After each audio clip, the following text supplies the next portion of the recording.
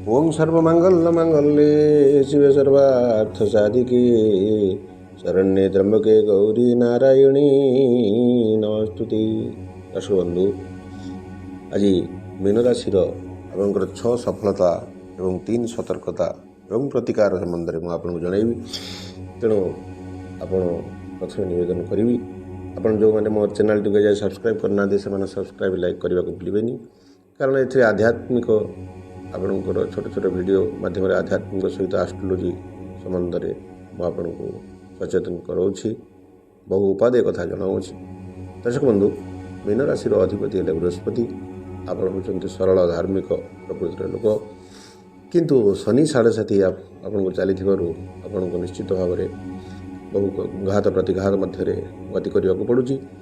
बृहस्पति एवं चतुर्थ अच्छा, जून मास ठारू पंचम बृहस्पति हेबे।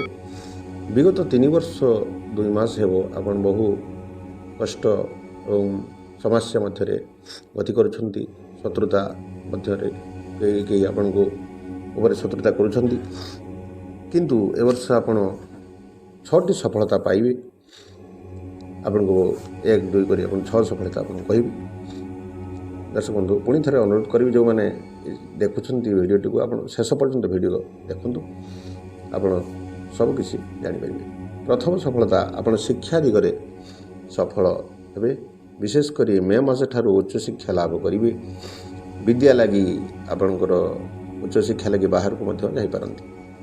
द्वितीय बृहस्पतिंकर आपणकर पंचम बृहस्पति होगापर आप एकादश घर को दृष्टि देवे। तेणु आप रोजगार बढ़। जून मास ठारू आप नूतन चाकरीर सुजोग पाइबे एवं पुराना चाकरी थिले आप प्रमोशन पाइबे। चाकरी प्रमोशन हेबो। तृतीय धनवान हेबे। आपण गृह निर्माण करिवे। नूतन जमी क्रय करिपारंती। पैतृक संपत्ति प्राप्ति हबार संभावना रही। गृह करथिले गृह प्रतिष्ठा करिपारंती। चतुर्थ आपण दाम्पत्य जीवन में धीरे धीरे सुधार आसो। दाम्पत्य जीवन में जो मानकर असुविधा थिला ताहा धीरे धीरे सुधार आसो।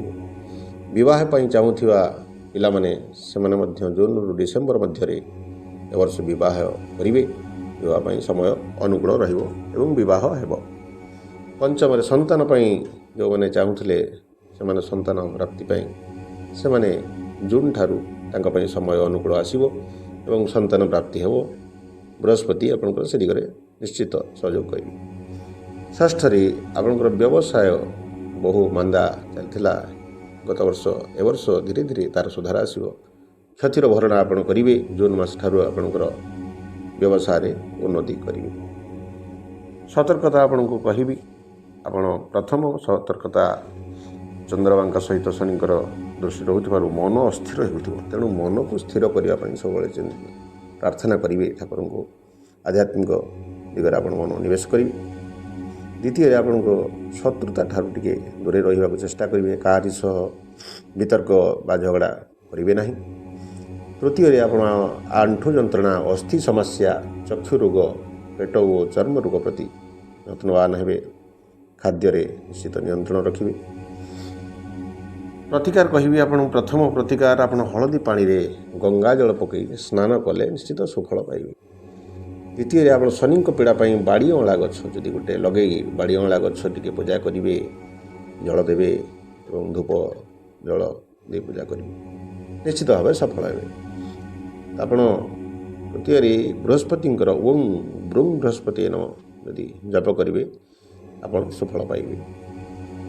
आपण विष्णु सहस्र नाम यदि शुणती पाठ करती आप निश्चित भाव सफल पाइबे। तापर आ गोटे कथा कहि, आप अश्वत्थ वृक्ष मूल जदि शनिवार राशि जल दे पूजा करती आप निश्चित भाव में शनि पीड़ार मुक्ति पाइबे। दर्शक बंधु, पुणी थे निवेदन करी जो मैंने चैनल टी जाए सब्सक्राइब करना सब्सक्राइब करेंगे। नमस्कार।